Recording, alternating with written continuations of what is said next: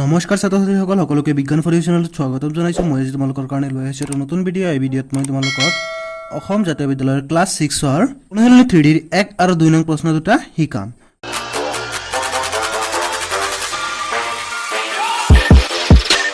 চোৱা 1 নং প্ৰশ্নটো আমাক কি দিছে যে তলৰ প্ৰতিযোৰ সংখ্যাৰে বিভাজ্য হোৱা আটাইতকৈ সৰু সংখ্যা কেইটা নিৰ্ণয় কৰা। চোৱা আমাক তলত মুঠ 4টা প্ৰশ্ন দিয়া আছে, যেনেকৈ এইটো দিয়া আছে 182 আৰু 234, তাৰপিছত দিয়া আছে 385 আৰু 455। এনেদৰে আমাক মুঠ 4টা প্ৰশ্ন দিয়া আছে। কৈছে যে এই প্ৰত্যেকযোৰ সংখ্যাৰে বিভাজ্য হোৱা আটাইতকৈ সৰু সংখ্যা নিৰ্ণয় কৰিছে। চোৱা আটাইতকৈ সৰু বুলি কৈছে, যদি আটাইতকৈ সৰু সংখ্যা নিৰ্ণয় কৰিবলৈ দিয়ে তেতিয়া তোমালোকে মনত ৰাখিবা সদায় লসাগু নিৰ্ণয় কৰিবা, আৰু যেতিয়া আটাইতকৈ ডাঙৰ সংখ্যাটো নিৰ্ণয় কৰিব দিয়ে তেতিয়া তোমালোকে সদায় গসাগু নিৰ্ণয় কৰিবা। নিশ্চয় এই দুটা বস্তু মনত ৰাখিব পাৰিবা। চোৱা এইটোত কি আটাইতকৈ সৰু নিৰ্ণয় কৰিছে, গতিকে আমি এইটোত কি কৰিম, লসাগু বাহিৰ কৰিম। চোৱা তেনেহ'লে পোনপ্ৰথমতে আমি 182 আৰু 234ৰ লসাগু বাহিৰ কৰিম। চোৱা দুয়োটা সংখ্যাক আমি কি 2ৰে হৰণ কৰিব পাৰোঁ। চোৱা 2ৰে এইটো হৰণ কৰিলে পোনপ্ৰথমতে 18ৰ মাজত 9 বাৰ আৰু 2ৰ মাজত যাব এবাৰ। ঠিক তেনেদৰে 2ৰে 2ৰ মাজত এবাৰ, 3ৰ মাজত এবাৰ থাকিল কিমান 1, তেনেহ'লে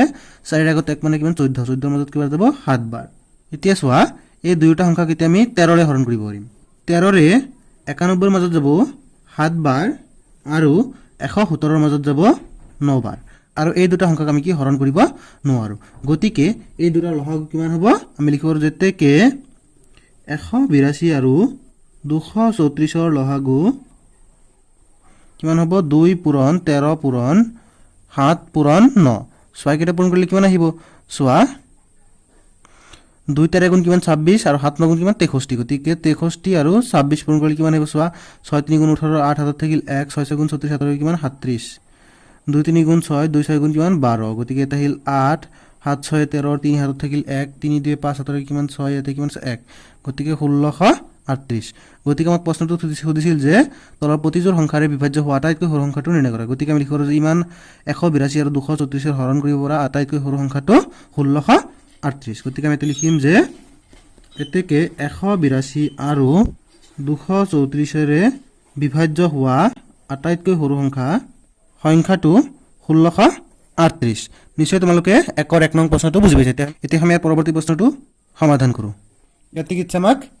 385 আৰু 455। গতিকে চোৱা এই দুটাৰ প্ৰথমতে আমি কি কৰিম, লসাগু বাহিৰ কৰিম। গতিকে 385 আৰু 455 দুয়োটাৰ শেষত কি 5 আছে, গতিকে 5ৰে হৰণ যাব। 5ৰে পোনপ্ৰথমতে 38ৰ মাজত যাব 7 বাৰ, 7 5 গুণ কিমান 35, গতিকে এইটো কিমান 3, গতিকে 5ৰ আগত 3 মানে কিমান 35, গতিকে আকৌ যাব কেইবাৰ 7 বাৰ, আকৌ 5ৰে 45ৰ মাজত যাব 9 বাৰ, থাকিল 5ৰ মাজত যাব কেইবাৰ এবাৰ, গতিকে 6 ইয়াক কেতে কি 7ৰ হৰণ যাব এবাৰ এবাৰ, আৰু এইটোক চাব 7ৰে 9ৰ মাজত যাব এবাৰ, থাকিল কিমান 2, গতিকে 21, 21ৰ মাজত যাব কেইবাৰ 3 বাৰ, গতিকে এইটোৰ লসাগু কিমান হ'ব, আমি লিখিব পাৰোঁ যে 385 আৰু 455ৰ লসাগু সমান 5 পূৰণ 7 পূৰণ 11 পূৰণ 13। 6 কেইটা পূৰণ কৰিলে কিমান আহিব, 7 5 গুণ 35, 35ৰ লগত যদি আমি 11 পূৰণ কৰি কিমান আহিব, চোৱা 35ৰ লগত 11 পূৰণ কৰিলে চোৱা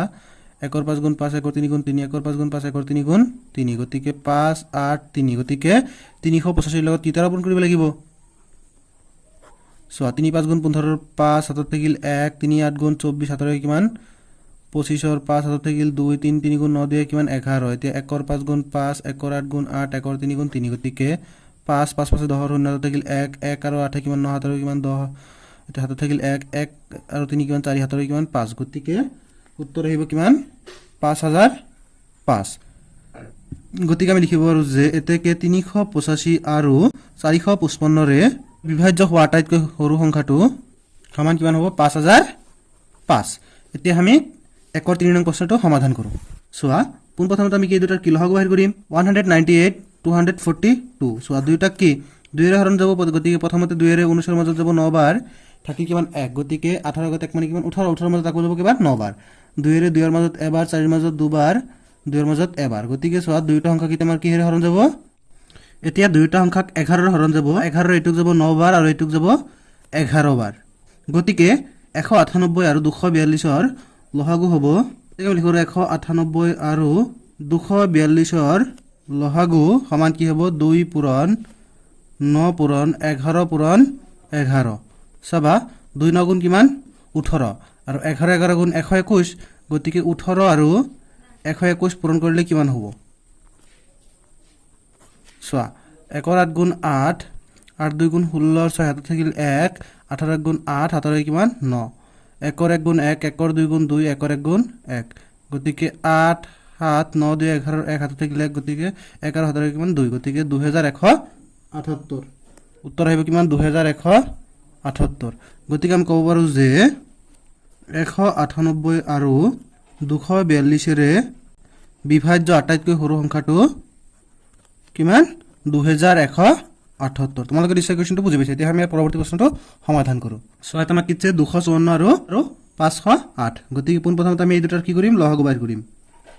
সোৱা দুইটা সংখ্যা কি 2 ৰে হৰণ যায় সোৱা 2 ৰে প্ৰথমতে এবাৰ 5 ৰ মাজত দুবাৰ থাকিল 1 তেনে 14 ৰ মাজত 7 বাৰ আকৌ এটুক 2 ৰে যাব দুবাৰ থাকিল 1 তেনে 10 ৰ মাজত 5 বাৰ 8 ৰ মাজত 4 বাৰ এই দুটাক এতিয়া সোৱা আমি যদি ভালদৰে লক্ষ্য কৰো সোৱা 187 ৰে যাব সোৱা 187 ৰে এটুক যাব এবাৰ আৰু এটুক যাব দুবাৰ আৰু কি হৰণ কৰিব নোৱাৰি গতিকে আমি লিখিব লেতে কে 254 আৰু 508 ৰ লহাগু কিমান হ'ব 2 পূৰণ সোৱা 1 পূৰণ কৰিলে যি নকৰিলে হয় একে কথা 2 পূৰণ 127 সোৱা 2 2 গুণ 4 4 লগত যদি আমি 127 পূৰণ কৰো কিমান হ'ব 7 4 গুণ 28 8 হাতত থাকিল 2 2 4 গুণ 8 হাতত 2 কিমান 10 ৰ হাতত থাকিল 1 4 গুণ 4 হাতত কিমান 5 গতিকে উত্তৰ আহিব কিমান 508 গতিকে আমি ক'ব পাৰো যে 254 আৰু 508 ৰে বিভাজ্য হোৱা আটাইতকৈ সৰু সংখ্যাটো কিমান হ'ব 508 উত্তৰ হ'ব কিমান 508 এইখিনি আছিল আমাৰ 1 নং প্ৰশ্নৰ সমাধান এতিয়া আমি 2 নং প্ৰশ্ন সমাধান কৰো চাবা 2 নং প্ৰশ্ন কি হৈছে যে 132 165 আৰু 143 ৰে সম্পূৰ্ণৰূপে বিভাজ্য হোৱা আটাইতকৈ সৰু সংখ্যা চোৱা আটাইতকৈ কি সৰু সংখ্যা গতিকে লহগু বাহিৰ কৰিব লাগিব গতিকে আমি এটো লিখিব পাৰো যে 132 165 আৰু 143 এইকেইটা কি কৰিম লহগু বাহিৰ কৰিম চোৱা আমি যদি প্ৰত্যেকটো ভালদৰে লক্ষ্য কৰো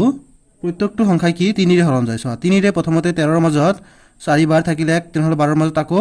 4 বাৰ আকৌ চোৱা 16 ৰ মাজত যাব 5 বাৰ থাকিল 1 তেনেহলে 15 ৰ মাজত আকৌ যাব 5 বাৰ 3 ৰে 14 ৰ মাজত যাব 4 বাৰ থাকিল কিমান 2 গতিকে এত থাকিল কিমান 2 গতিকে 23 ৰ মাজত না যায় গতিকে এটোৰ মাজত হৰণ না যায় গতিকে এটো এনেকৈ থাকক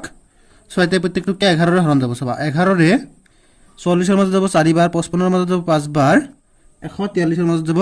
13 বাৰ এতিয়া আৰু কি হৰণ না যায় গতিকে আমি লিখিব পাৰো যে 132 165 আৰু 143 ৰ লহাগু সমান কিমান 3 পূৰণ সোৱা 4 পূৰণ 5 পূৰণ 11 পূৰণ 13 সো আমি হৰুৰ পৰা ডাঙৰ লৈ লিখিছো সো এটা যদি পূৰণ কৰি কিমান আহিব আমাৰ 3 4 গুণ 12 12 5 গুণ 60 60 ৰ লগত সোৱা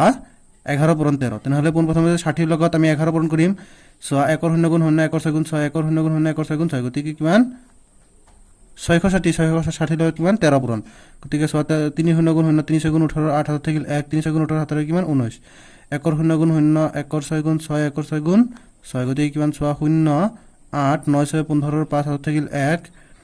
1 আৰু 6 7 হাতত কিমান 8 গতিকে 8580